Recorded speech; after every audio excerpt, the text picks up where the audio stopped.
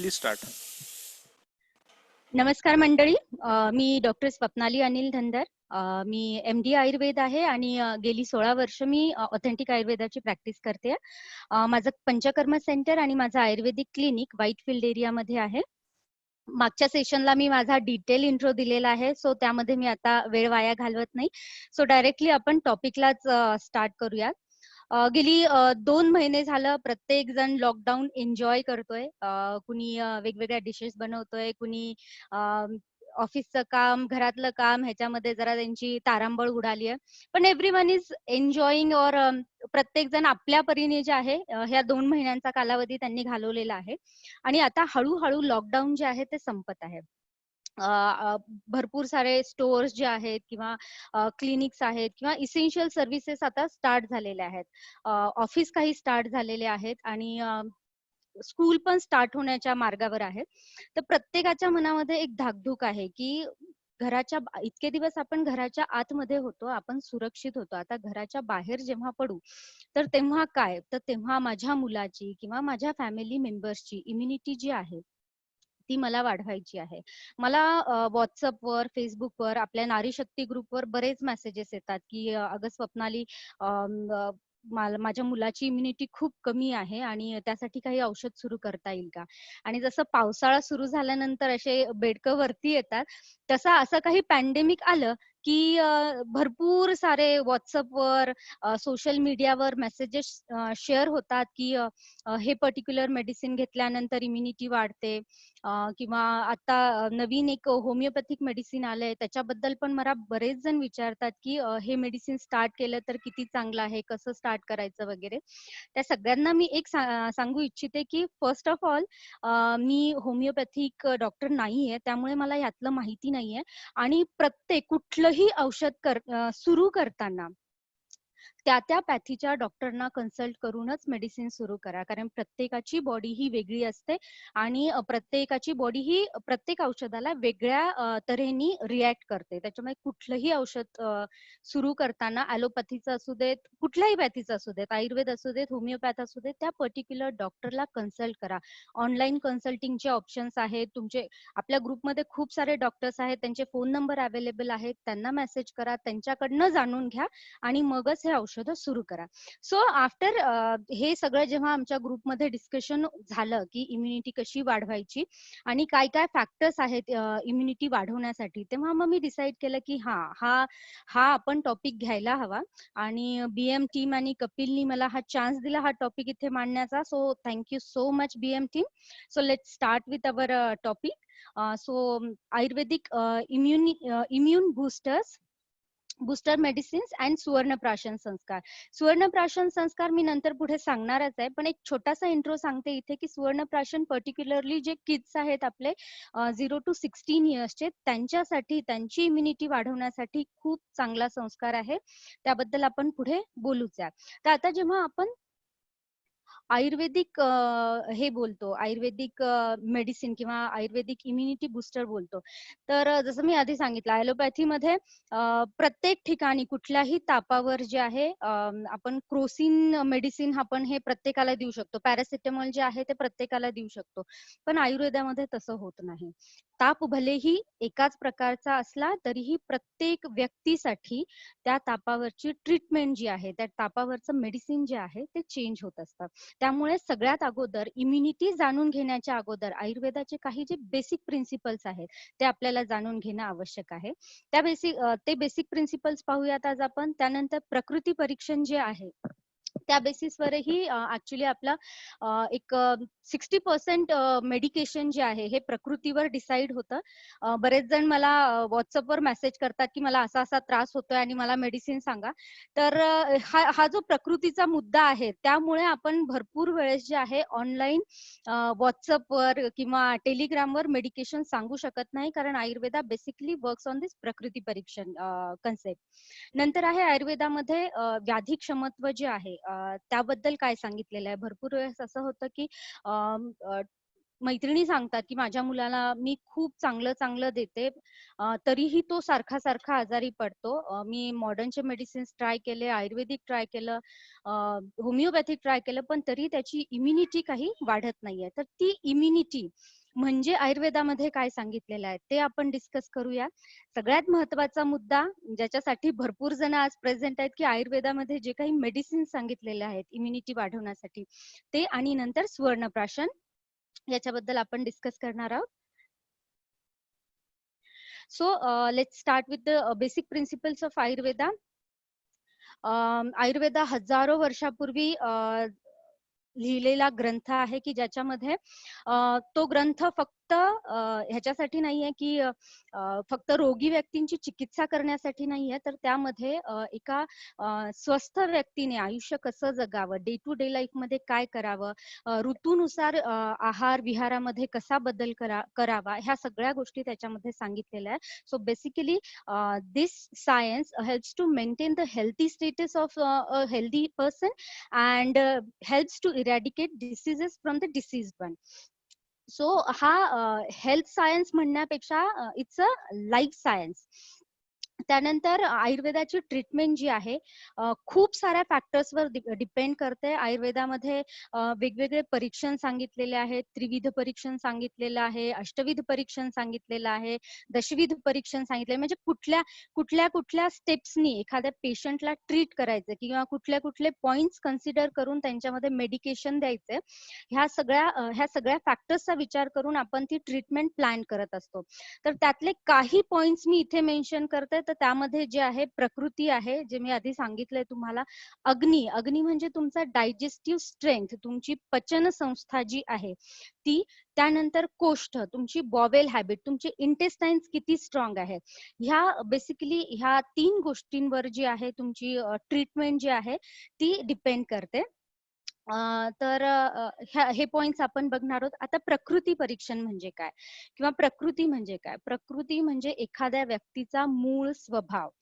तो मूळ स्वभाव जो आहे, म्हणतात ना, जित्याची खोड मेल्याशिवाय जात नाही, तशी ही प्रकृती असते. ती जन्मापासून मरेपर्यंत त्या व्यक्तीच्या सोबत राहते. त्याच्यामध्ये आपण थोडे बदल करून घेतो. आपण बऱ्याच वेळेस आपल्याला ऑफिस टायमिंग नुसार म्हणा किंवा आपण आता महाराष्ट्रातून कर्नाटकमध्ये राहायला आलो, तर आपण काही गोष्टी अडॅप्ट करून घेतो, पण तरीही आपली मूळ प्रकृती जी आहे ती कायमस्वरूपी तशीच राहते. मग आता ही प्रकृती समजायची कशी? आता आपल्याला वात पित्त कफ हे आपल्यापैकी बऱ्याच जणांना माहिती आहे. खूप जण असं म्हणतात, की मॅडम मला सांधेदुखीचा खूप त्रास होतो, त्याच्यामुळे बहुतेक माझी वात प्रकृती असेल, किंवा मला गॅसेसचा खूप प्रॉब्लेम होतो, सो आय थिंक माझी जी आहे ती वात प्रकृती आहे. किंवा मला खूप घाम येतो, माझी बॉडी हीट खूप वाढलेली आहे, त्यामुळे बहुधा माझी पित्त प्रकृती. तर असं काहीही नाही.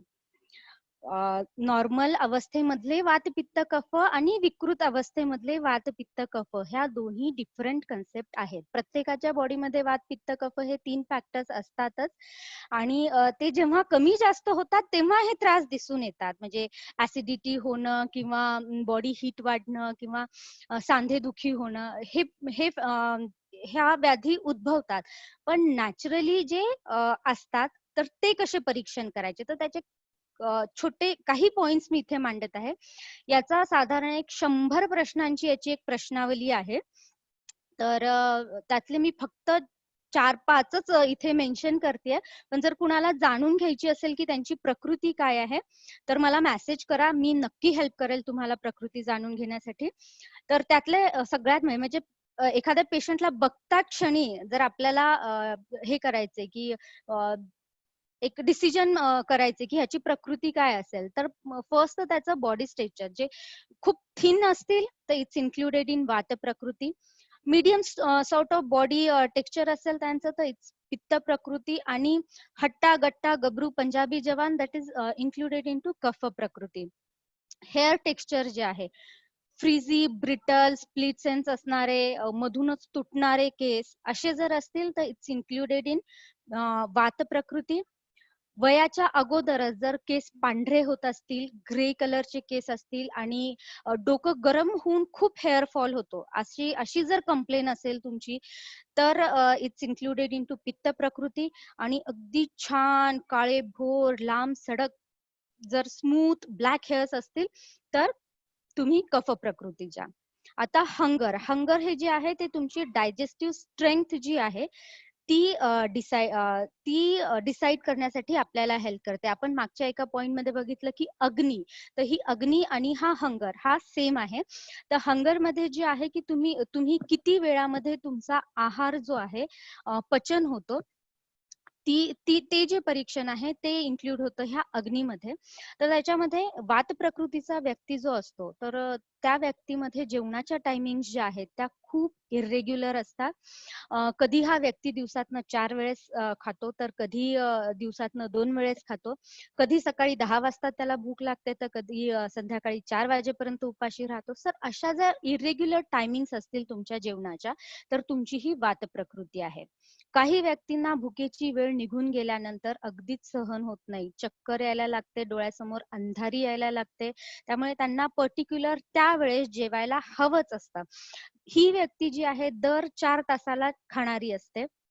आणि संध्याकाळी जर एखाद्या बर्थडे पार्टीमध्ये पिझ्झावर ताव मारला असेल, तरीही रात्री जेवणामध्ये मिसळ पाववर हा व्यक्ती खाऊ शकतो पोट भरून. तर ही व्यक्ती अशी जर तुमची हंगर असेल, तर तुम्ही पित्त प्रकृतीमध्ये येता. एक कॅटेगरी अशी असते की ती सकाळी ब्रेकफास्ट करते आणि डायरेक्ट संध्याकाळी डिनर करते, ज्यांच्या जेवणामध्ये 8 तासांचा डिफरन्स असतो.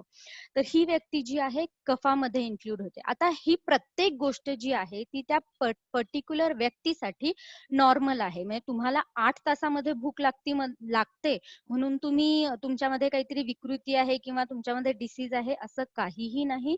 तुमच्या बॉडीची जी ऍसिड सिक्रेशनची कॅपॅसिटी आहे ती नॅचरली नॉर्मली तेवढी आहे, म्हणून तुम्हाला तेवढ्या वेळात भूक लागते. सो हे 3 पॉइंट्स लक्षात घ्यायचे तुमची प्रकृती डिसाईड करताना. Third factor is your bowel habit. Bowel habit म्हणजे तुमची इंटेस्टाईन, म्हणजे तुम्हाला टॉयलेटला कशी होते. सो तुमच्या इंटेस्टाईनची स्ट्रेंथ जी आहे, तुमच्या इंटेस्टाईन मध्ये मॉइश्चर खूप आहे किंवा ड्रायनेस खूप आहे, हे जेव्हा हे जे आपण जाणून घेतो ज्या factor under, so it's a bowel habit किंवा त्याला आपण कोष्ठ परीक्षण म्हणतो. तर त्यामध्ये कॉन्स्टिपेटेड असेल म्हणजे आठवड्यातनं 3 दिवस जे आहे पोट बिघडलेलं असतं, असं जर असेल तर तुम्ही वात प्रकृतीमध्ये येता. जर काहीही अरबट सरबट खाल्ल्यानंतर म्हणजे अगदी थोडा जरी खाण्यामध्ये मसाला वगैरे कमी जास्त झाला का लगेच जर तुम्हाला लूज मोशन्स होत असतील, तर तुम्ही पित्त प्रकृतीमध्ये येता. आणि काहीही खा तरीही तुम्हाला सकाळी अगदी स्मूथ टॉयलेटला होते, अगदी फ्रेश झाल्यासारखं वाटतं, पोट अगदी व्यवस्थित रिकामं होतं, तर तुम्ही येता तुमच्या कफ प्रकृतीमध्ये. आता अजून एक फॅक्टर इम्पॉर्टंट इथे आहे स्लीप पॅटर्न. स्लीप पॅटर्न मध्ये काही व्यक्तींमध्ये 6 तासांची डिस्टर्ब स्लीप असते, म्हणजे 6 तास सुद्धा त्यांना अशी गाढ झोप येत नाही. जर जाग आली तर परत झोपायला त्यांना खूप मुश्किल होते. तर ही जर डिस्टर्ब स्लीप असेल तर तुम्ही वात प्रकृतीमध्ये येता. 6 ते 8 तासांची अगदी गाढ झोप आहे अशी व्यक्ती ही पित्त प्रकृतीमध्ये येते. आणि एखादी व्यक्ती जी कुठेही कधीही झोपू शकते, ज्याला मखमली बिछानाच हवा आणि एसी पंखाच हवा, असे काहीही बंधन नाहीयेत, कुठेही कधीही आरामात झोपू शकते, जो तृप्त आत्मा आहे आणि 8 तासापेक्षा जास्त जो झोपू शकतो, so that is included into kapha prakriti. तर आता मी तुम्हाला हे बेसिक 4 पॉइंट सांगितलेले आहेत. आता तुम्ही म्हणसाल की मॅडम आपला मेन जो पॉइंट आहे तो आहे इम्युनिटी बुस्टर मेडिसिन्सचा. पण जर ह्या प्रकृती तुम्हाला माहिती पडल्या तर तुम्हाला कुठलं औषध हे गुणकारी आहे आणि कुठलं तुम्हाला हानिकारक आहे हे समजून घ्यायला हेल्प होईल. त्यामुळे हे पॉइंट्स लक्षात ठेवा. तुमच्या फॅमिलीच्या, तुमच्या बच्चूच्या प्रकृती डिसाईड करा आणि पुढे मी जे औषधं सांगणार आहे तेव्हा नोट डाऊन करून ठेवा की हा this one is good for my baby and this one is bad for my baby. So नाव आता व्याधी क्षमत्व.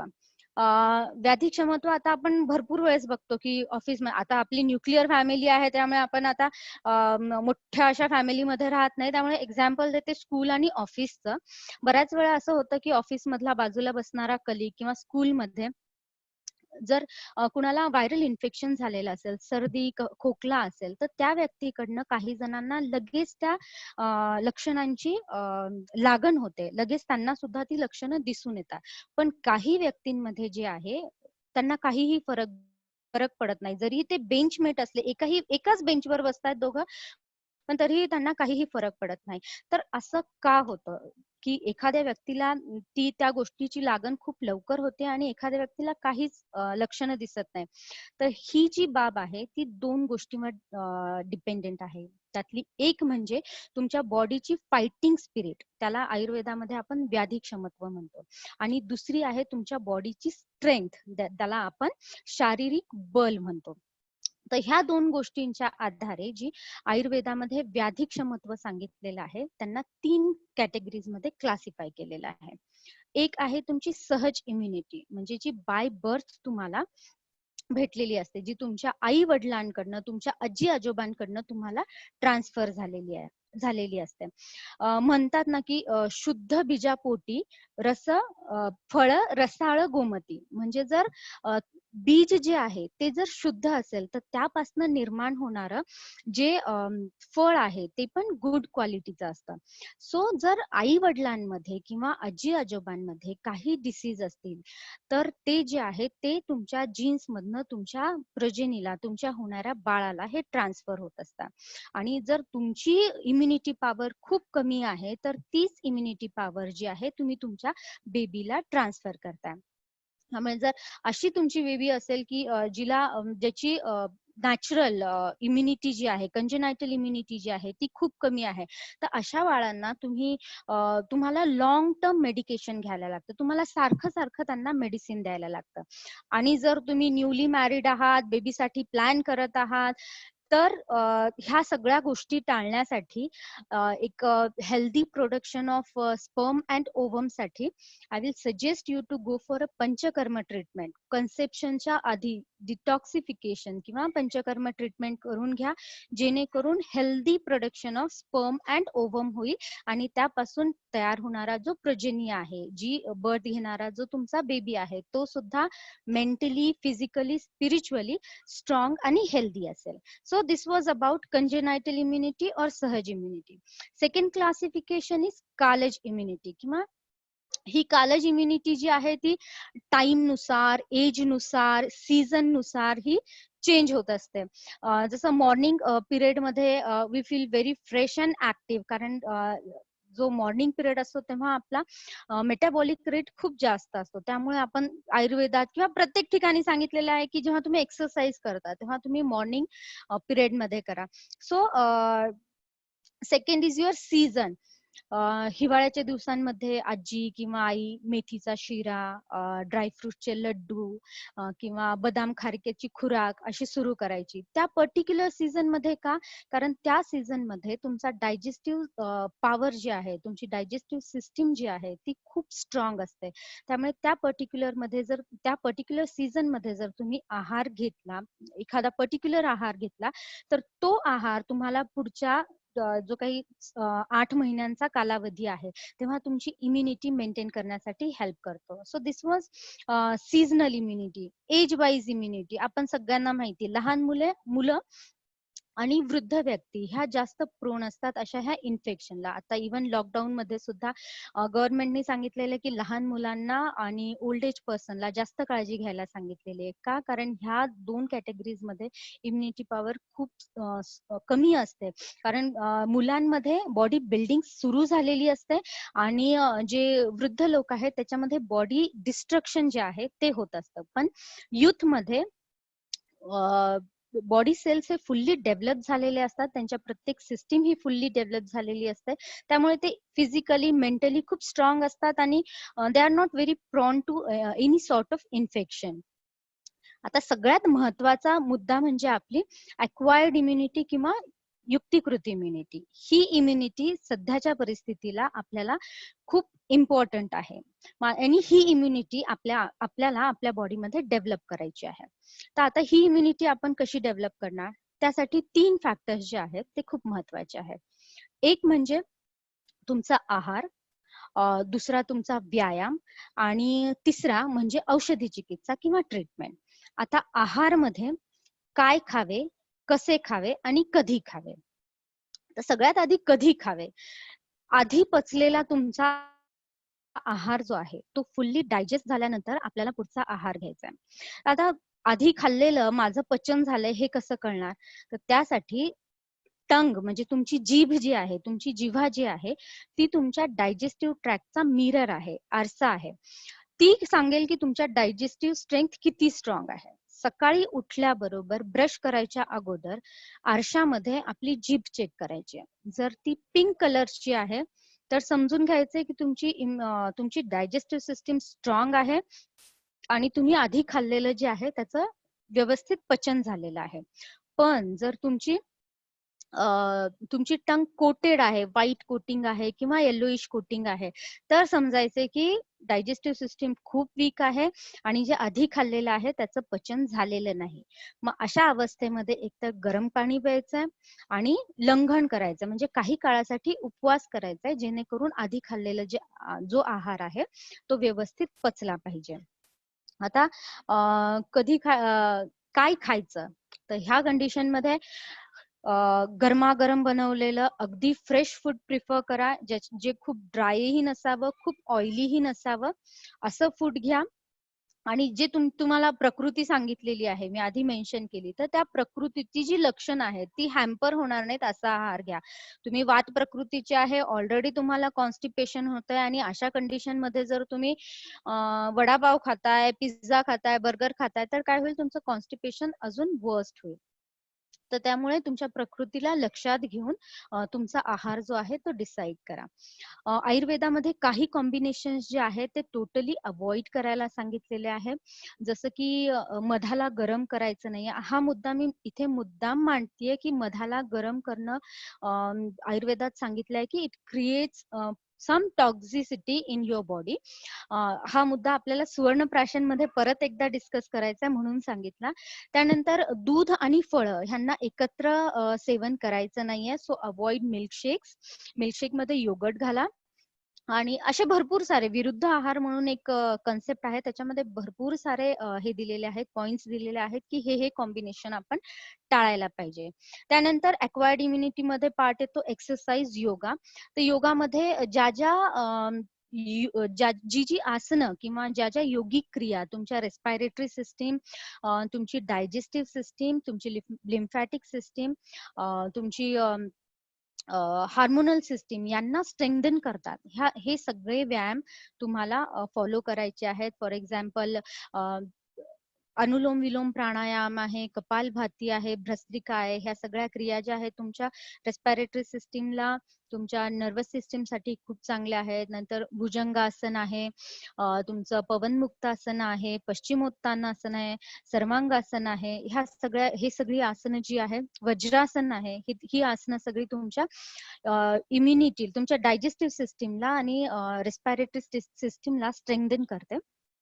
सो ही आसनं करायची आहेत. आता सगळ्यात इम्पॉर्टंट पार्ट म्हणजे आपला immunity boosters in Ayurveda. So these are the drugs which we can use to develop our immunity. So immunity booster medicines आयुर्वेदामध्ये ह्याला रसायन चिकित्सा असं म्हटलेलं आहे. आणि तो अध्याय सुरू करायच्या अगोदर सगळ्यात पहिला मुद्दा आचार्यांनी हा मांडला आहे की कुठलंही मेडिकेशन स्टार्ट करताना, तुम्ही स्वस्थ असा किंवा तुम्ही रोगी असा, कुठलंही मेडिकेशन स्टार्ट करताना संशोधन चिकित्सा म्हणजे क्लिन्झिंग प्रोसेस किंवा डिटॉक्सिफिकेशन प्रोसेस करणं हे खूप गरजेचं आहे. तर त्यातला सगळ्यात पहिला पार्ट म्हणजे डिवर्मिंग. आपण लहान मुलांना डिवर्मिंग करतो, पण सगळ्यात जास्त कचरा जो आहे हा आपल्या मोठ्या माणसांच्या आतड्यांमध्ये जमा असतो. आता लॉकडाऊनमुळे मी सारखी झाडू पोछा करते, त्याच्यामुळे त्याचंच एक उदाहरण देते मी तुम्हाला की आपण दररोज झाडू पोछा करतो आणि आपल्याला वाटतं आपलं घर खूप स्वच्छ आहे. पण जेव्हा दसरा दिवाळीला आपण घराची साफ-सफाई करायला सुरुवात करतो, तेव्हा आपल्याला वाटतं, बापरे! मी तर दररोज झाडू पोछा करते, पण तरी माझ्या घरात इतका कचरा आहे, इतकी घाण आहे, इतकी धूळ आहे. सेम गोष्ट आपल्या बॉडीला अप्लाय होते. आपण दररोज अंघोळ करतो, आपण दररोज टॉयलेटला जातो, आपण दररोज देवाची पूजा करतो. तरीही आपल्या शरीरामध्ये खूप सारे टॉक्सिन्स जे आहेत, खूप सारे पिष्टमय पदार्थ जे आहेत, खूप साऱ्या अनवॉन्टेड थिंग्स ज्या आहेत, त्या आपल्या बॉडीमध्ये चिकटून बसलेल्या असतात. त्यामुळे काय होतं, इंटेस्टायनल फ्लोराचं जे ॲब्झॉर्प्शन कॅपॅसिटी आहे, ती कमी झालेली असते. त्यामुळे कुठलंही औषध सुरू करताना आधी एक डिवर्मिंग करा. जर तुम्ही अडल्ट असाल तर पंचकर्म करून घ्या. पंचकर्म म्हणजे 5ही कर्म करायचे नाहीयेत तुम्हाला. साधं एक लघु विरेचन किंवा लघु वमन जरी करून घेतलं, ते तुम्ही घरीही करू शकता. गरम पाण्यामध्ये मीठ टाकून जर पाणी पिलं 4-5 ग्लास आणि उलट्या काढल्या की झालं तुमचं. लगेच तुम्ही इम्युन बूस्टर मेडिसिन स्टार्ट करायला मोकळे. तर ह्या गोष्टी तुम्हाला करायच्या आहेत. आता परत तुम्ही म्हणाल, की जर आम्ही डिवर्मिंग न करता जर मेडिसिन घेतलं तर काय होईल? तर झाडू न मारता पोछा जर मारला, तर काय होतं? हे प्रत्येक सुगृहिणीला माहिती आहे, की घर स्वच्छ दिसेल, पण स्वच्छ ती फील होणार नाही. तसंच तुम्ही मेडिसिन स्टार्ट केले, पण त्याचे 100% रिझल्ट जे आहेत, ते तुम्हाला भेटणार नाही. सो त्यामुळे आधी डिवर्मिंग करून घ्या. त्यानंतर च्यवनप्राश. आता इम्युनिटी म्हटलं, की सगळ्यांचं फेव्हरेट म्हणजे च्यवनप्राश, की नाही आम्ही बैद्यनाथचं च्यवनप्राश घेतो, आम्ही पातंजलीचं च्यवनप्राश घेतो. पण तरीही एक प्रश्न विचारते, की तुमच्यापैकी किती जण च्यवनप्राश घेतात आणि त्यांची इम्युनिटी खूप स्ट्राँग आहे? म्हणजे गेली 1 वर्ष झालंय किंवा गेल्या 3 महिने झाले तुम्ही च्यवनप्राश घेताय आणि तुमची इम्युनिटी खूप स्ट्राँग आहे. असं झालंय कधी? मला नाही वाटत. कारण माझ्या 16 वर्षाच्या अनुभवामध्ये तरी मला असं जाणवलेलं नाहीये. तर का होत नाही असं? तर पहिली गोष्ट च्यवनप्राशमध्ये जे काही मेडिसिन्स सांगितलेले आहेत, त्यामधले एक 20 to 40% मेडिसिन्स आज बाजारात उपलब्ध नाहीये. तर त्याच्यामुळे त्याचे सबस्टिट्यूट यूज करून आपण जे आहे ते च्यवनप्राश बनवतो. त्यानंतर खूप साऱ्या मोठ्या-मोठ्या कंपनीज आहेत, ज्या च्यवनप्राशमध्ये तुमचा पंपकिन किंवा भोपळा किंवा तुमचा रताळा ह्याचा किस वापरून, आवळ्याऐवजी ह्याचा किस वापरून च्यवनप्राश बनवतो. तर त्यामुळे तुम्हाला पाहिजे ते इफेक्ट जे आहेत ते भेटत नाही. मग अशा कंडिशनमध्ये काय करायला हवं? तर अशा कंडिशनमध्ये सगळ्यात सोपा उपाय, आवळे आणा आणि रोज सकाळी कचा-कचा चावून अनुशापोटी 1 आवळा खा. आवळा खा आणि तुमच्या मुलांनाही खाऊ घाला. तर हे करू शकतो तुम्ही किंवा च्यवनप्राश YouTubeवर खूप साऱ्या रेसिपीज अवेलेबल आहेत च्यवनप्राशच्या. त्या तुम्ही फॉलो करून घरी च्यवनप्राश बनवू शकता किंवा एखाद्या ऑथेंटिक आयुर्वेद प्रॅक्टिस करणाऱ्या वैद्याकडनं जो स्मॉल स्केलवर च्यवनप्राश बनवतो त्याच्याकडनं विकत घ्या. बिलीव्ह मी तुम्हाला खरंच 100% रिझल्ट्स मिळतील.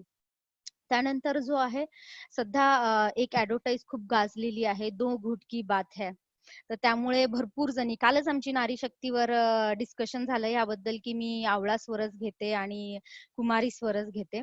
तर त्याबद्दल तर चर्चा व्हायलाच हवी. तर ही जी "दो घूट की बात है." च्यवनप्राशमधला एक पॉइंट मी विसरले, तो आधी ॲड करते. ज्या लोकांना कॉन्स्टिपेशनचा त्रास आहे, तर त्यांनी च्यवनप्राश घेऊ नये. च्यवनप्राशमुळे त्यांचा कॉन्स्टिपेशनचा प्रॉब्लेम अजून जास्त वाढेल कारण ते खूप जड असतं पचायला. नंतर आवला स्वरस जे आहे अनुशापोटी घ्यायला सांगितलेलं आहे आणि सकाळी सकाळी उठल्याबरोबर तो घ्यायचा असं सांगितलेलं आहे आणि प्रत्येकाने घ्यायचा त्याच्यामुळे तुमची इम्युनिटी वाढते अँड ऑल दॅट असं सांगितलेलं आहे. पण सेम हे इथे पण लागू होतो, की आवळा स्वरसमुळे सुद्धा कॉन्स्टिपेशन असेल तर नाही घ्यायला पाहिजे. कुमारी स्वरस, कुमारी स्वरसाच्या याच्यामध्ये मेन्शन केलेलं आहे, की कुमारी स्वरसाचा लाँग टर्म यूज जो आहे तो नाही करायला हवा. स्पेसिफिकली तुमच्या घरामध्ये टीनेज गर्ल्स असतील, की ज्यांना आत्ताच मेन्सेस स्टार्ट झालेल्या असतील, अशा मुलींना कुमारी स्वरस देऊ नका. अ, कारण त्यांचा जो एंडोमेट्रियल थिकनेस गर्भाशयाच्या आतमध्ये जो एक रक्ताचा थर साचलेला असतो. तर कुमारी स्वरस जे आहे किंवा एलोवेरा ज्यूस जे आहे, तर त्या गर्भाशयाच्या अंतस्थ रक्ताचा जो एक फ्लोर असतो त्याला तो हॅम्पर करतो. तर त्याच्यामुळे जर हेवी मेन्सेस असतील तुम्हाला तर कुमारी स्वरस अजिबात घेऊ नका. पण जर स्कॅन्टी मेन्सेस आहेत तुम्हाला पीसीओडीचा त्रास आहे, तुम्हाला थायरॉइडचा प्रॉब्लेम आहे, तर ह्या कंडिशनमध्ये तुम्ही कुमारी स्वरस घेऊ शकता. पण ह्या व्यतिरिक्तही अजून बरेचसे खूप छान छान आयुर्वेदिक इम्युन बुस्टर्स आहेत, ती तुम्ही ट्राय करा. त्यानंतर आजीबाईंचं सगळ्यात फेवरेट म्हणजे हल्दी दूध. आपलं असं झालंय की तुझं आहे तुझं पाशी, पण तरीही आपण काय करतो, जोवर बाहेर देशातनं ते येत नाही तोवर आपण त्याच्यावर विश्वास ठेवत नाही. आता काही दिवसांपूर्वी टर्मरिक लॅटे म्हणून एक प्रकार आला होता आणि तेव्हा आपल्या सगळ्या इंडियन्सना असं वाटलं की हा हळदी दूध आपण टर्मरिक लॅटे घ्यायला पाहिजे. पण ते टर्मरिक लॅटे म्हणजेच आपलं हळदी दूध, which is very best immune booster. आता त्याच्यामध्येही तुम्ही म्हणसाल की माझ्या लेकराला मी दररोज हळदी दूध देते, पण काहीही फरक नाही, सारखं त्याला सर्दी खोकला हा होत असतो. पण तुम्ही बनवताय कसं त्याला? तुम्ही दूध गरम करताय, कपामध्ये दूध ओतताय, त्यात साखर घालताय, चिमूटभर हळद टाकताय आणि ते तुमच्या लेकराला देताय.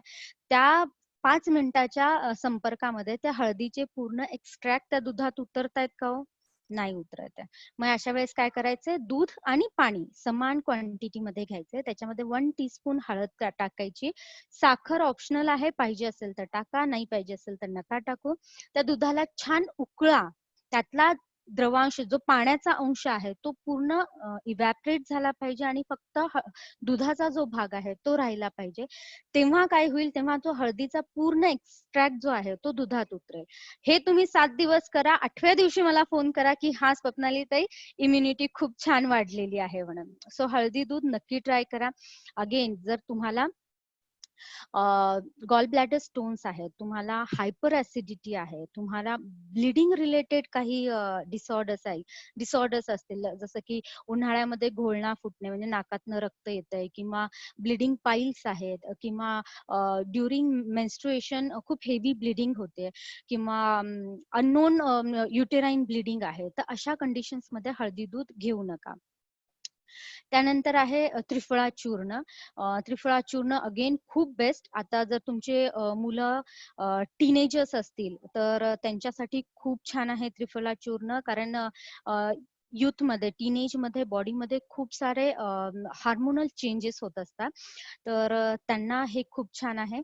आणि आता पर्टिक्युलरली ह्या पर्टिक्युलर सीझन मध्ये काय होतंय की बऱ्याच साऱ्या मुलांचे ऑनलाईन स्कूल सुरू झाले, त्याच्यामुळे 4 ते 6 तास ते मुलं जी आहेत ती लॅपटॉप समोर बसलेली आहे, त्यामुळे त्यांचं विजन जे आहे ते हॅम्पर होत आहे. तर ह्या मुलांना तुम्ही त्रिफळा चूर्ण किंवा त्रिफळा घृत नक्की स्टार्ट करा. त्यामुळे त्यांचे विजन पण प्रॉपर होईल, त्यांची इम्युनिटी पण वाढेल. It's good for their brain also, it good for their digestive system also. तर त्रिफळा नक्की सुरू करा. अगेन प्रकृतीनुसार काही व्यक्तींमध्ये हे सकाळी आपण देतो आणि काही व्यक्तींमध्ये रात्री आपण देतो.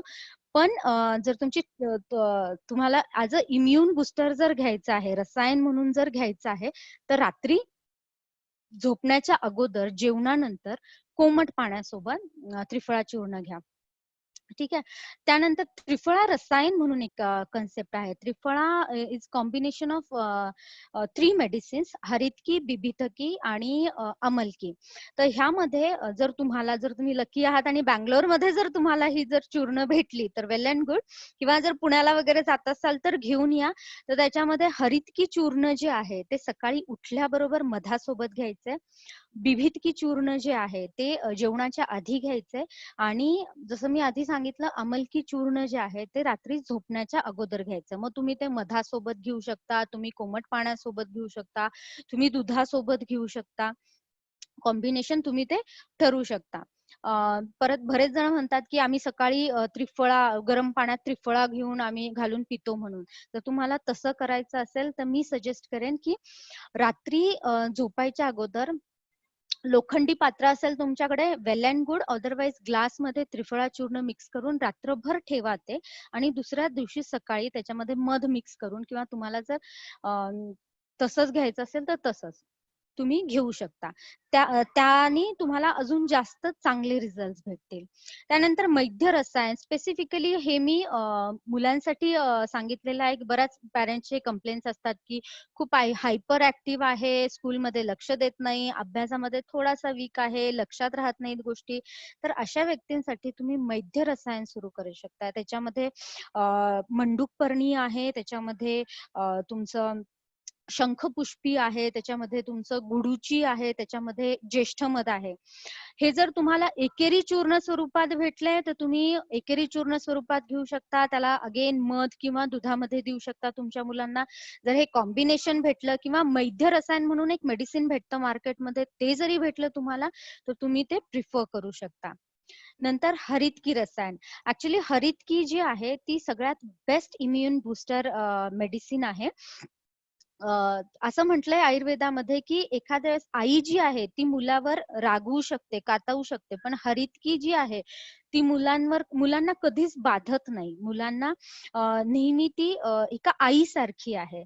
सो हे जे हरितकी रसायन हरितकी चूर्ण जे आहे ते आपण मुलांना दुधासोबत किंवा मधासोबत देऊ शकतो.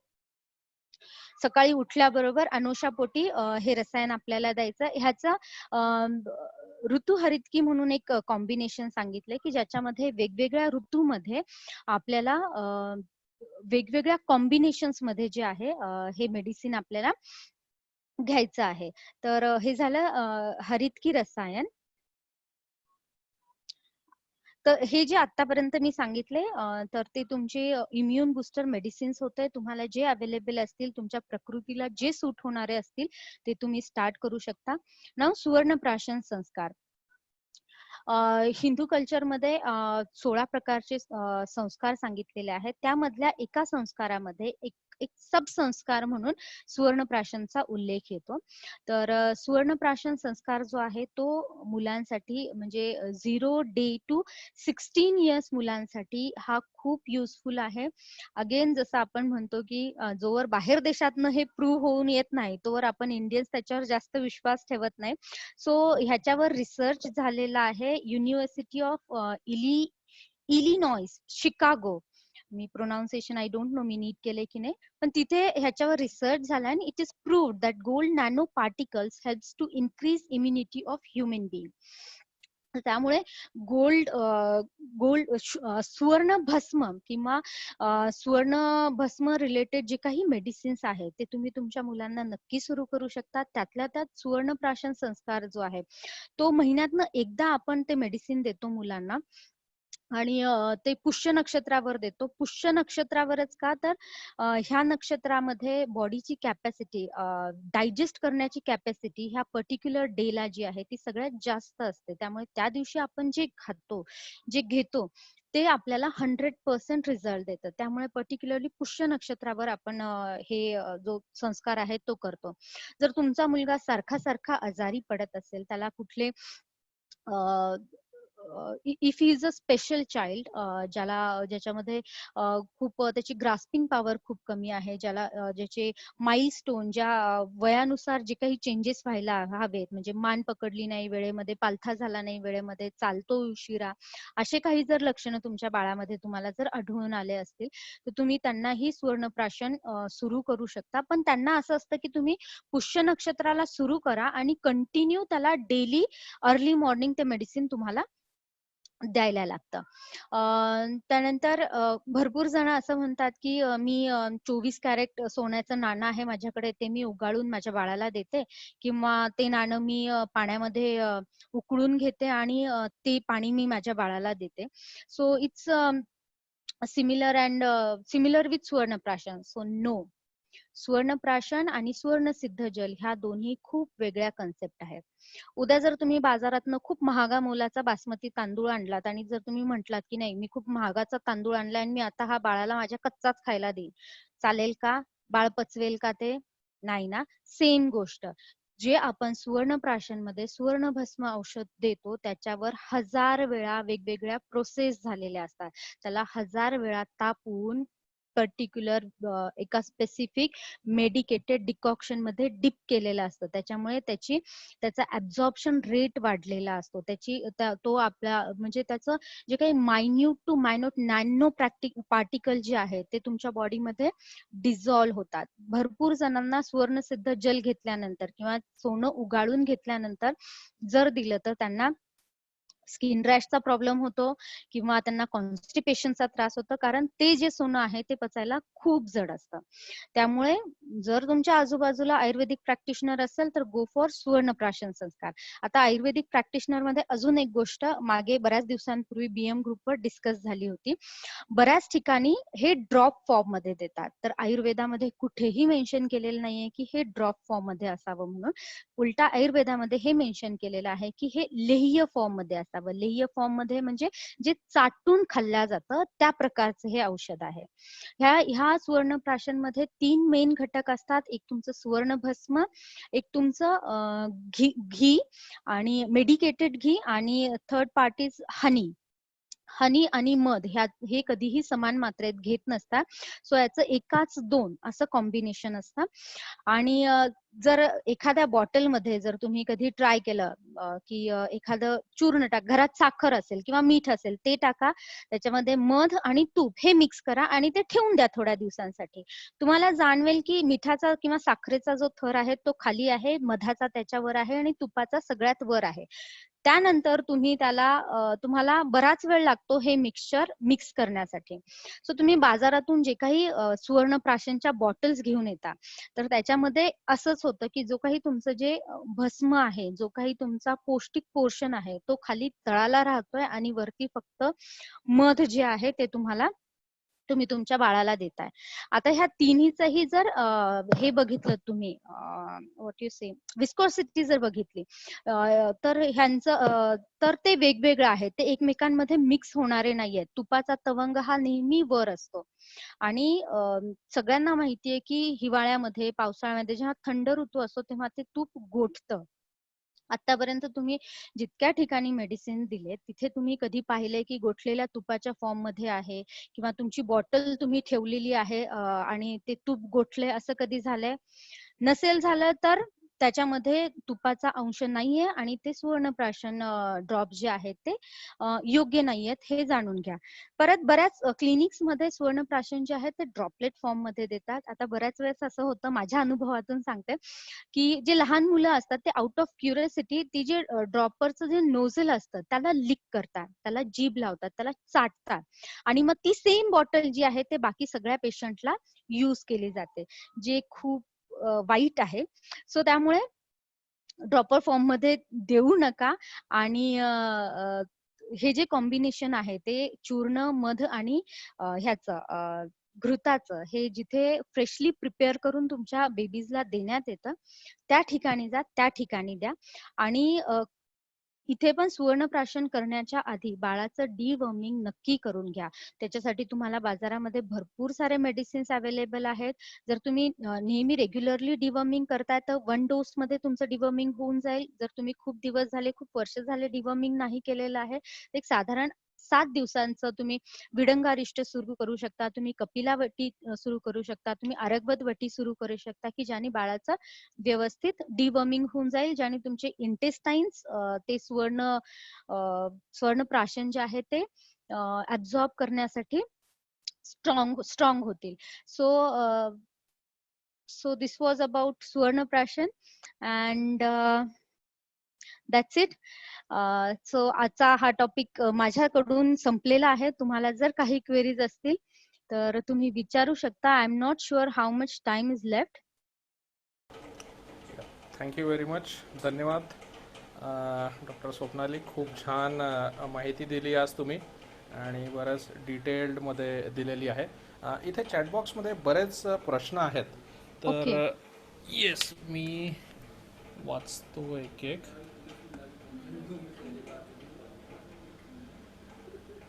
ओके, सो एक पहिला प्रश्न आहे, थोडा मोठा आहे. If you eat 1 clove of garlic early morning with empty stomach, what are benefits if we eat 1 clove of garlic early? सकाळी एक जर आपण कळला राईट. हा, कळला. अगेन इथे प्रकृती फार मॅटर करते तुमच्यासाठी. वात प्रकृती असेल तर खूप छान आहे. तुम्ही गार्लिक जे आहे तुमच्या जेवणामध्ये, खाण्यामध्ये ऍड करू शकता. पण जर तुमची पित्त प्रकृती असेल तर थोडंसं जपून, कारण ह्यामुळे बॉडी हीट वाढू शकते. पण हा, वाताशी तुम्हाला गॅसेसचा प्रॉब्लेम आहे, तुम्हाला काय म्हणतात सांधेदुखीचा प्रॉब्लेम आहे, तर अशा कंडिशन मध्ये तुम्ही दररोज खाऊ शकता. पण बेटर जर तुम्ही त्याला तीळ तेलामध्ये मिक्स करून जर खाल्लं, थोडीशी फोडणी घातली तीळ तेलाची, तर तुम्हाला अजून जास्त चांगले रिझल्ट भेटतील. धन्यवाद. बरेच एक दोन प्रश्न मी बघतो आहे रिगार्डिंग टू टर्मरिक मिल्क म्हणजे हळदीचं दूध. तर एक आहे की should we take it at bedtime, आणि दुसरा त्याचाच प्रश्न आहे should we add black pepper और ginger in that. Okay. Ginger black pepper add करायची तर गरज नाहीये. Haldi itself very good immune booster.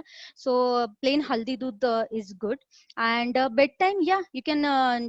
पण रसायन चिकित्सा जी आहे ना, तुम्ही अर्ली मॉर्निंग एम्प्टी स्टमक जर घेतलं ना, तर इट वर्क्स बेस्ट. कारण अर्ली मॉर्निंग तुमचा मेटाबॉलिक रेट जो आहे तो खूप जास्त असतो आणि रात्रभर तुमचं पोट रिकामं असतं, त्यामुळे भरपूर छान ऍसिड सिक्रेशन्स झालेले असतात. त्याच्यामुळे तुम्ही जे काही खाताय सकाळी उठल्याबरोबर ते तुम्हाला जास्त बेनिफिट्स देतील. तर त्याच्यामुळे अर्ली मॉर्निंग घेत चला. Great, thank you. दोन प्रश्न इथे त्रिफळा चूर्णावर आहे की त्रिफळा चूर्ण कसं घ्यायचं आणि which brand is better for triphala churna. Which brand? Brand तर सिरियसली मी नाही सांगू शकत. मी पुण्यात प्रॅक्टिस केली, त्याच्यामुळे पुण्यामध्ये मनकर्णिका म्हणून एक शॉप आहे, जिथे मला असं वाटतं की खूप चांगले ऑथेंटिक मेडिसिन्स भेटतात, त्यामुळे मी तिथनच घेते. त्यामुळे ब्रँडचं मी नाही सांगू शकणार. पण हा, अजून दुसरा काय होता प्रश्न, की त्रिफळा कसं घ्यायचंय? कसं घ्यायचं, करेक्ट. हा, तर त्रिफळा तुम्ही हनीमधनं घेऊ शकता, कोमट पाण्यासोबत घेऊ शकता, आणि त्रिफळा खाऊन त्याच्यावरनं दूध पण घेऊ शकता. सो ह्या 3 कॉम्बिनेशन मध्ये तुम्ही घेऊ शकता. Okay, great, thank you. एक प्रश्न आहे, शंखपुष्पी आणि गोकर्णी सेम असतं का? ना. ओके, नेक्स्ट प्रश्नाकडे वळूया.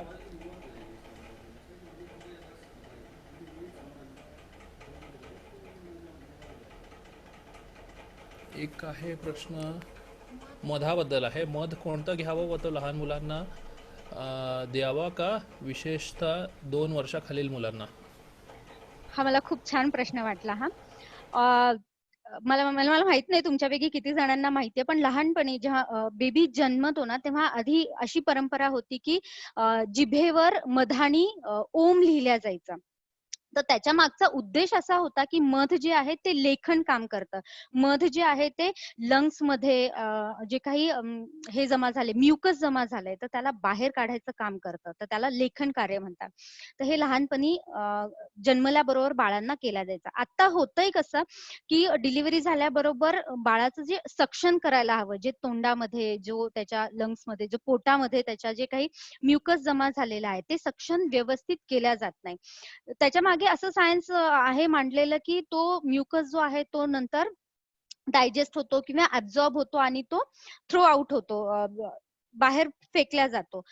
पण काही कंडिशन्स मध्ये असं होत नाही. सो बाळाचं जर सक्शन नीट झालेलं नसेल, तर तो बाळ बरेच दिवसांपर्यंत जो आहे कफ, कोल्ड, रिकरंट त्याला होत राहतं. तर मग मी सजेस्ट करेन की बाळ जन्मल्याबरोबर त्याला एक तर सुवर्णप्राशन स्वरूपामध्ये तुम्ही मध जो आहे तो देऊ शकता.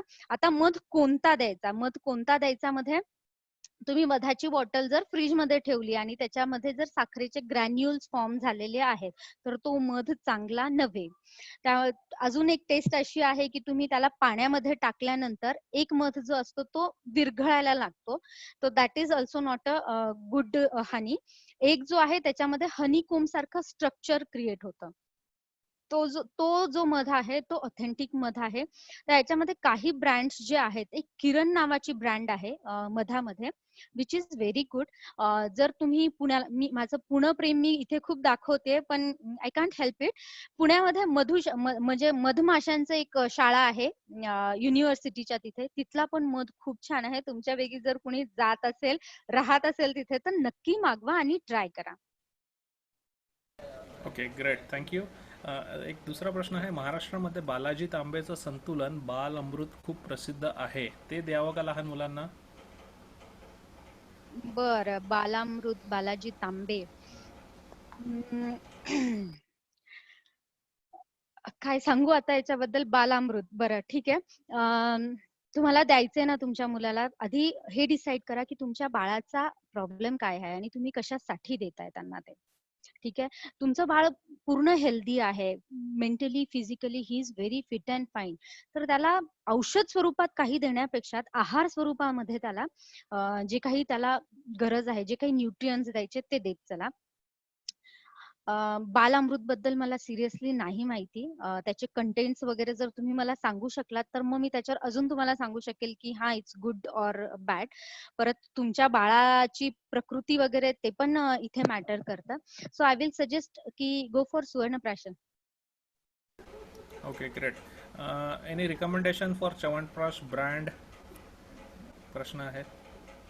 Chyawanprash brand, no sorry. Okay, great. पुढे वळूया. मध व दूध एकत्र घेतलं तर चालेल का? चालतं ना. पण अगेन मध जे आहे ते योगवाही आहे. मध दोन्ही दोन्ही पद्धतीने काम करतं. जर तुम्हाला वजन कमी करायचंय तरी तुम्ही मध घेऊ शकता आणि जर तुम्हाला वजन वाढवायचंय तरी तुम्ही मध घेऊ शकता. तुमच्या प्रत्येक प्रॉब्लेमसाठी, तुमच्या लंग्स मध्ये ड्रायनेस आहे आणि तुम्हाला कफ होतोय, त्याच्यामध्ये सुद्धा तुम्ही मध घेऊ शकता. तुम्हाला छातीमध्ये म्युकस जमा झालाय, कफ जमा झालाय आणि खोकला येतोय, त्याच्यामध्ये सुद्धा तुम्ही मध घेऊ शकता. तर तुम्ही पर्टिक्युलरली नेमक्या कुठल्या प्रॉब्लेमसाठी मध घेताय त्यानुसार त्याचं जे कॉम्बिनेशन आहे ते ठरवा. जर तुम्हाला वजन वाढवायचंय, तुम्हाला शांत झोप येत नाही म्हणून घ्यायचं, तर तुम्ही दूध आणि मधाचं कॉम्बिनेशन घेऊ शकता. Okay, nice, thank you. एक प्रश्न, any recommendation like for like dry cough होत असेल for hmm, aged person hmm, beyond 60 years or like that, so hmm. Any views on that? तुझा आवाज की गेला. काय? हॅलो. हा, परत सांग. हां. खूप ड्राय कफ होत असेल तर काय घ्यायला हवं for aged person like 60 years or like that? Hmm, hmm, हम्म, बाजारामध्ये खूप सारे कॉम्बिनेशन्स आहेत. 60 इयर्स अँड अबव असेल तर त्यामध्ये वात दोष जो आहे तो वाढलेला आहे. त्यांना झोपही येत नसणार आहे, तर त्यांना तुम्ही सारस्वतारिष्ट सुरू करू शकता. स्मॉल ड्युरेशन साठी आहे तर तुम्ही त्यांना कुमारी असं देऊ शकता, किंवा तुम्ही तालीसादी चूर्ण, सितोप्लादी चूर्ण देऊ शकता. भरपूर सारे कॉम्बिनेशन्स आहेत. Again it depends on his प्रकृती, अग्नी अँड कोष्ठ. तर हे सारे ह्यापैकी एखादं मेडिसिन स्टार्ट करून बघा, किती फरक पडतो. आणि मग जर फरक पडला वेल अँड गुड, नाही पडला तर कॉल कर मला. Nice, thank you. परत एक हळदीच्या दुधाबद्दल प्रश्न आहे. हं. हळदीच्या दुधात गाईचं तूप घालायचं का, आणि घालायचं तर उकळताना घालायचं का? उकळताना नको घालू. घालायचं असेल तर जेव्हा तू त्याला कपात ओततोयस तेव्हा घाल. कफ प्रकृती असेल तुझी तर वजन वाढेल. वात प्रकृती असेल तर खूप छान आहे, हे तू घेऊ शकतो. Okay, nice, thank you. Swarnaprashan powder फॉर्ममध्ये मिळतं का? मार्केटमध्ये आतापर्यंत तरी माझ्या पाहण्यात नाहीये की सुवर्णप्राशन कुणी पावडर फॉर्म मध्ये अवेलेबल करून दिलंय म्हणून. कारण एक तर त्याची ड्युरेबिलिटी त्याच्यामुळे कमी होते, बाहेरचं वातावरण जे आहे त्यामुळे. आणि त्याच्यामध्ये आपण जर तुम्ही पाहिलं असेल 1 ग्रॅम सुवर्ण भस्म जे आहे ते खूप कमी असतं, म्हणजे अगदीच चिमूटभर पण नसतं, खूपच कमी असतं ते. तर त्याच्यामुळे ते स्टोअर करणं पण अवघड आहे. आणि जर बाहेरच्या मॉइश्चरमुळे जर त्याला ते नेहमी कॉम्बिनेशन फॉर्म मध्ये असतं तर त्याच्यामुळे त्याला फंगस वगैरे लागायची शक्यता असतं. म्हणून ह्या ज्या कंपनीज आहेत त्याची ड्युरेबिलिटी वाढवण्यासाठी त्याच्यामध्ये मध आणि हनीचं कॉम्बिनेशन करून देतात. Okay, nice, thank you. एक इथे प्रश्न आहे, घुटीबद्दल काही माहिती? बालगुटी, येस, बालगुटी. बालगुटी, करेक्ट. हा, बालगुटीवर काय प्रश्न आहे? जस्ट त्यांना एक इन्फॉर्मेशन हवी आहे, जनरलाइज्ड इन्फॉर्मेशन. म्हणजे त्यांनी विचारलं आहे की तुम्ही बालगुटीबद्दल सांगितलं आहे का, इफ नॉट नाही, जस्ट. बालगुटी मी ह्याच्यामध्ये इन्क्लूड केलेलं नाहीये. पण बालगुटी जर तुम्हाला द्यायची असेल तर मी सजेस्ट करेल की कॉम्बिनेशन जे आहेत मार्केटमध्ये खूप सारे कॉम्बिनेशन्स भेटतात बालगुटीचे, ते नका देऊ. कारण प्रत्येक बाळाचा प्रॉब्लेम जो आहे, प्रत्येक बाळाची प्रत्येक बाळ जे आहे ते वेगळ्या पद्धतीने रिॲक्ट करतं. तर त्यामुळे तुम्ही सेपरेट बाळगुटीचे द्रव्य घेऊन या आणि स्वतः त्याला उगाळून बाळाला देत जा. कारण तुम्हाला माहितीये की ते तुमच्या बाळासाठी ते कसं काम करतंय. आता त्याच्यामध्ये जर तुमचा मुरुड शेंग आहे, ठीक आहे आणि तुमच्या बाळाची अगदी पॉटी वगैरे व्यवस्थित होतीये आणि काहीही प्रॉब्लेम नाही, तर इन दॅट केस तुम्हाला बाकी म्हणजे नाडी हिंगू आहे, मुरुड शेंग आहे, हे सगळं त्याच्यामध्ये ॲड करत बसायची गरज नाही. तर त्याच्यामुळे वेगवेगळे हे घ्या, कॉम्बिनेशन ड्रग नका घेऊ. Okay, thank you. मनकर्णिका दुकानाचा ॲड्रेस मिळेल का? मनकर्णिकेचा फोन नंबर देऊ शकते मी. ओके, आत्ता थँक्यू. देऊ का नंतर मेसेज करू? चॅट बॉक्समध्ये टाईप करून द्या, म्हणजे ते सर घेऊन घेतील तो नंबर. ओके. अच्छा, ओके. हळद दुधाच्या ऐवजी पाण्यात घेतले तर चालेल? मग नेमकं कशासाठी घ्यायची आहे? म्हणजे जर तुम्हाला हळद घ्यायची आहे, हळदीचं दूध म्हणजे जे आहे तर त्याऐवजी जर पाण्यात घेतलं तर चालेल का, असा तो प्रश्न आहे. म्हणजे नाही. हळद आणि वॉटर. नको. हे दूध दूध आणि हळद जे आहेत ते एकमेकांना पूरक आहेत. ते एकमेकांच्या क्वालिटीज वाढवतात. तर त्याच्यामुळे जर तू दूध आणि हळदचं कॉम्बिनेशन घेतलं, एक तर ते पॅलेटेबल होईल, इट विल टेस्ट गुड आणि it will give you more benefits. Okay, great, thank you. मला वाटतं इथे बरेच प्रश्न आहेत अजून, तर तुम्हाला वेळ आहे सध्या, म्हणजे if you can spare 10 minutes more? हो, हो, चालेल. चालेल ना? हं. ओके, कारण लिस्ट मला बरीच मोठी दिसते आहे, तर म्हणून मी विचारून घेतलं, कारण बरं, इट्स ऑलरेडी चालेल, 9 चालेल. PM. ओके, सो आपण हो, एक चालेल. नेक्स्ट 10 मिनिट्स जेवढे क्वेश्चन्स होतात तेवढे घेऊया, आणि ओके. बाकीचे नंतर 1 to 1 I guess you can answer it. Okay, हं. Fine, thank you. सो एक प्रश्न आहे की लहान मुलगा आहे 5.5 वर्षाचा, काहीही खाल्लं की उलट्या होतात, तर हं. त्यावर काही उपाय सांगता येईल? बरं, उलट्या होतात तर मग उलटीमध्ये त्याच्या कफ पडतोय म्हणून उलट्या होतायत का त्या उलटी झाल्यानंतर त्या उलटीचा थोडासा आंबट तिखट असा वास येतोय, पित्त पडतोय म्हणून त्याला त्रास होतोय? जर कफ पडत असेल तर त्याच्या बॉडीमध्ये कफ जमा झालेला आहे. त्याला तुम्ही त्याची ट्रीटमेंट वेगळी आहे. जर पित्त जमा झालेलं आहे आणि ते पित्त पडतंय, तर त्याची ट्रीटमेंट वेगळी आहे. बाळाला फोर्सफुली खाऊ घालू नका. जेव्हा त्याला भूक बऱ्याच साऱ्या आया अशा असतात, की वेळ झालेली आहे म्हणून बाळाला भरवत असतात. बाळाला खाऊ घालत असतात. पण त्या बाळाची भूक किती आहे हे पण पाहणं गरजेचं आहे. त्याला अर्ध्या पोळीची भूक आहे, तर त्याला अर्धीच पोळी खाऊ घाला आणि जर तो परत 2 तासांनी म्हणतोय, की मला भूक लागली, तर परत त्याला खाऊ घाला. तर हे पण लक्षात घ्या, की तुम्ही त्याला खूप जास्त खाऊ घालताय म्हणून उलटी होतीये का? की त्याच्या बॉडीमध्ये कफ जास्त झालाय म्हणून उलटी होतीये? Correct, thank you. एक एक जनरलाइज प्रश्न माझ्या डोक्यात होता की बोला. बरेच लोक चहा चहा हे ॲडिक्शन झालेलं आहे. हं. सो म्हणजे काय इट्स ॲडव्हान्टेजियस और डिसॲडव्हान्टेजियस, तुमचं काय म्हणणं आहे यावर? So if you can. बरं, आता हा जो प्रश्न आहे ना कपिल, माझ्या घरात चहाचा ॲडिक्ट आहे एक. तर त्याच्यामुळे चहा अगेन प्रकृतीनुसार आहे तुमची प्रकृती किती कशी आहे. आपण अमृततुल्य म्हणतो, पण हा अमृततुल्य नाहीये चहा. आपण उष्णकटिबंधीय प्रदेशामध्ये राहतो, तर त्याच्यामुळे त्याचे आपल्याला साइड इफेक्ट्स दिसणार आहेत. बॉडीची हीट वाढते. तर त्याच्यामुळे प्रमाणात घ्या. तुम्हाला चहा घ्यायचा असेल, अगदीच तुम्ही दिवसातनं 7-8 कप पिताय असं नको. कप आणि मग ह्या 2 वेगळ्या गोष्टी आहेत. तर मग भरून जर पित असाल तर 1 आणि जर छोटे कप पित असाल तर 2 बास दिवसभरातनं. More than that no. Great, thank you. अजून एक प्रश्न आहे की अशी समज आहे की गरम पाणी पिल्याने हं, तुमच्या बॉडीचं फॅट कमी होतं, तर हं, इज हं. It really true? किंवा सकाळ संध्याकाळ कसं घ्यायचं, म्हणजे any recommendation for that?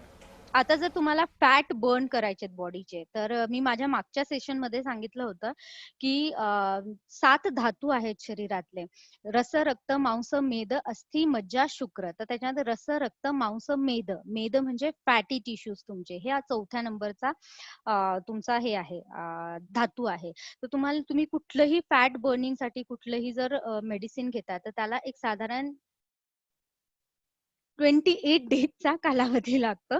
So तर त्याच्यामुळे जर फक्त गरम पाणी पिल्याने तुमचा फॅट बर्न होणार नाही. हां, तुमची डायजेस्टिव्ह हे वाढेल, डायजेस्टिव्ह पॉवर वाढेल. तुमचे जे धातुगत धात्वाग्नी आहे, धातूला जे कन्व्हर्ट करणारे फॅक्टर्स असतील, ते स्ट्राँग होतील. पण लगेच तुम्ही गरम पाणी पितायत आणि तुम्हाला फॅट लॉस दिसून येतोय असं होणार नाही. तुम्हाला त्यासाठी तुमचा एक्सरसाइज आणि डाएट ह्या 2 गोष्टी सुद्धा इम्पॉर्टंट आहेत. तुम्ही इकडे गरम पाणी पिताय आणि तिकडे पिझ्झा बर्गर खाताय तर नाही फॅट लॉस होणार. ग्रेट, बरोबर, थँक्यू. एक प्रश्न इथे आहे रिगार्डिंग मेमरी स्ट्रॉंग करण्याबद्दल. तर काही ayurvedic treatment for like small kids, कोणाची मुलगी आहे 7 वर्षाची, ओके तर ओके ओके ओके. येस. 7 वर्षाची मुलगी आहे आणि मेमरी वाढवायची आहे. मेडिसिन मध्ये सुवर्णप्राशन खूप छान. सेकंड थिंग, योगामध्ये तिला त्राटक करायला सांगाल आणि भ्रामरी प्राणायाम करायला सांगा. त्राटक आणि भ्रामरीचे खूप सुंदर रिझल्ट आहेत. त्याच्यामुळे तुमची मेमरी वाढते, कॉन्सन्ट्रेशन वाढतं, तुमची ग्रास्पिंग पॉवर वाढते. तर ह्या 2 गोष्टी तुम्ही स्टार्ट करा तिला. पुष्य नक्षत्राच्या दिवशी सुवर्णप्राशन स्टार्ट करा. It will give you good result. पण आधी डिवर्मिंग. Okay, great, thank you. एक प्रश्न आहे की एव्हरीथिंग इज बेस्ट, तर एम्प्टी स्टमक घेताना काय घेतलं पाहिजे? Warm water, clove garlic, turmeric milk, how to decide? बरं, सगळं सगळं अगदी नॉर्मल चाललंय ना बॉडीमध्ये.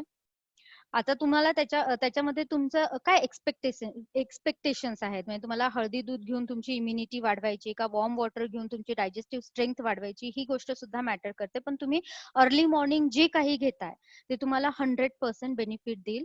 जर तुमची टंग जी आहे ती पिंक आहे तर त्याच्यामुळे काहीही घ्या, it will be beneficial for you. Hello hello.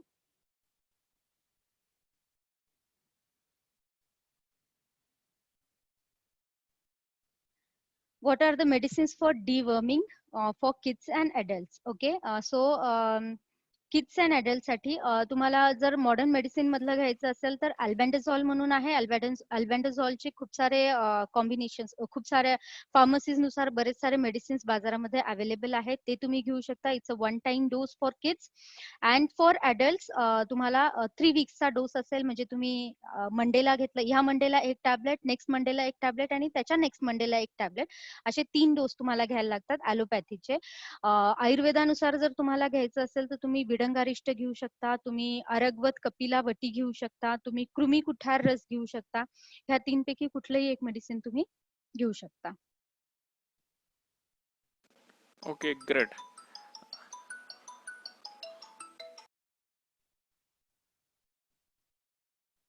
Okay, great, thank you.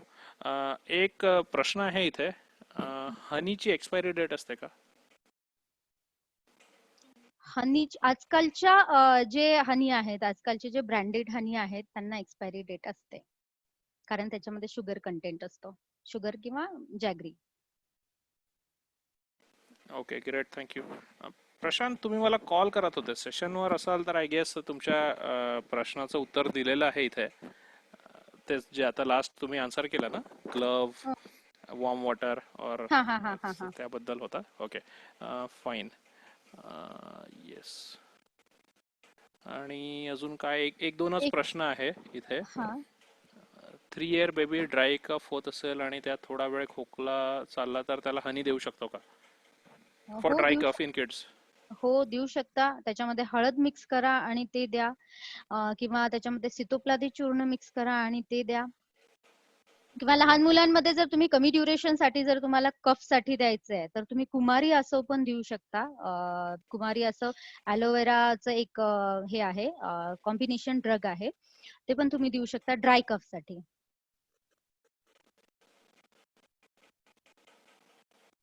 Okay, great, thank you. Prashant, I have unmuted you. Yeah, thank Hi, you, question. Kapil. Yes. Yeah, thank you, Kapil. Thank you, ma'am. It's really nice and informative session. Thank you so असं much. माझा question असा होता की बोला ना. प्रत्येक जण असं म्हणतात की म्हणजे सगळे असं म्हणतात की एव्हरीथिंग इज बेस्ट म्हणजे एम्प्टी स्टमकच घ्या. समजा तुम्ही वॉर्म वॉटर घेता एम्प्टी स्टमक घ्या, किंवा हा. गार्लिक खाता एम्प्टी स्टमक खा, किंवा मिल्क पिता आता तुम्ही सांगितलं की सकाळी एम्प्टी स्टमक घ्या. आपण मग हे कसं डिसाईड करायचं की आपण कुठली गोष्ट, आता तुम्ही जसं म्हटलात की तुम्हाला इम्युनिटी वाढवायची आहे, डायजेस्ट, बट कसं डिसाईड करायचं एक्झॅक्टली, हे माझा क्वेश्चन होता. प्रत्येकाचं एक हे असतं ना, की एक मोटो असतो. जर तुम्हाला कुठलं मेडिसिन घ्यायचं तर तुम्ही आधीच डोक्यामध्ये ठरवून ठेवलेलं असतं, की मला हे रिझल्ट्स हवेत म्हणून मी हे मेडिसिन स्टार्ट करतोय.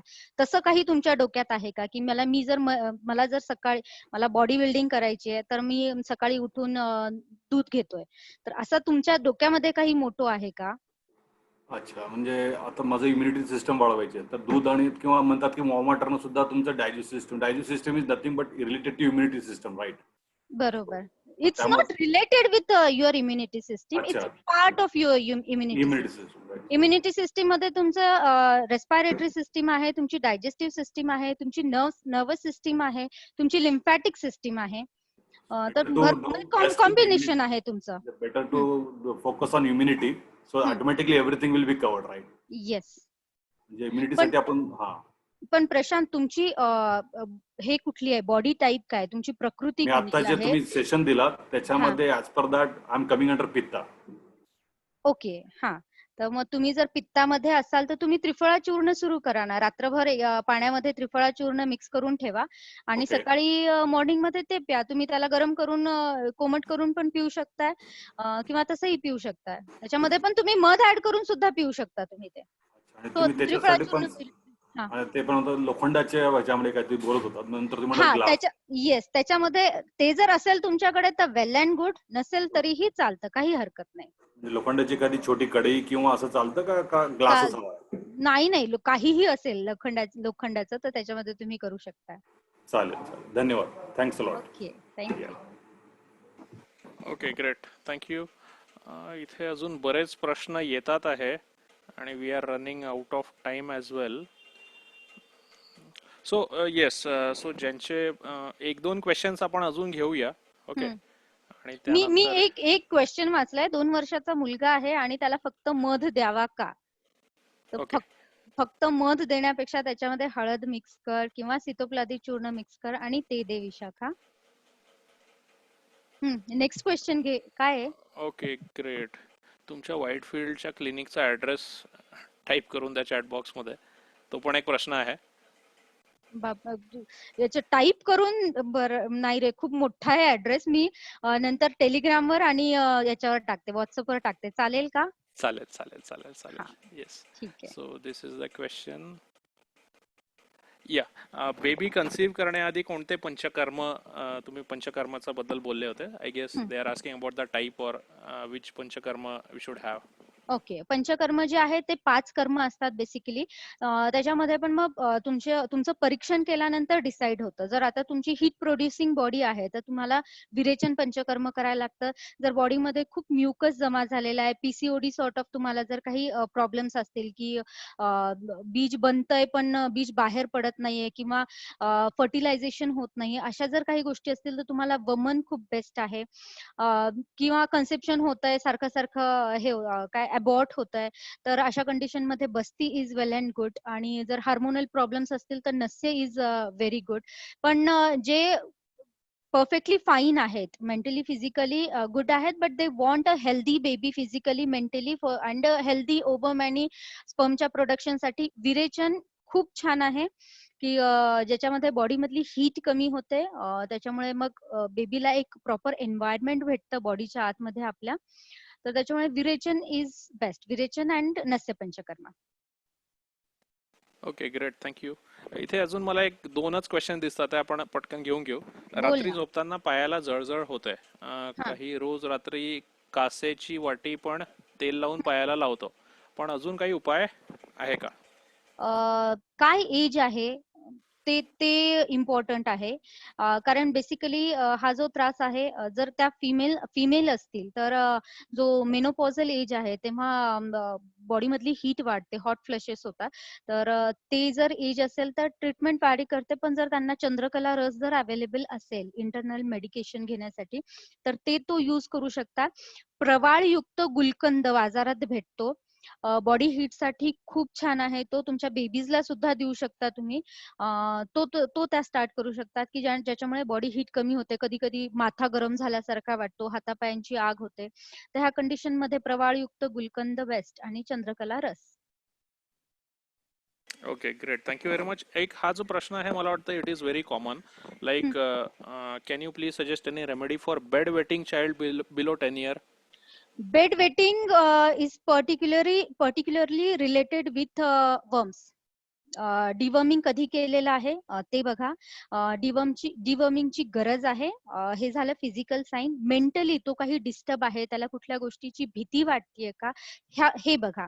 तर ह्या 2 गोष्टी आहेत. डिवर्मिंग जर तुम्ही केली तर त्याचा त्रास कमी होईल, आणि जर त्याला कुठल्या गोष्टीची भीती आहे, कुठल्या गोष्टीचं टेन्शन घेतलंय त्याने, तर थोडंसं बोला त्याच्याशी, त्याला मोकळं करा, त्याने त्याचा प्रॉब्लेम कमी होऊन जाईल.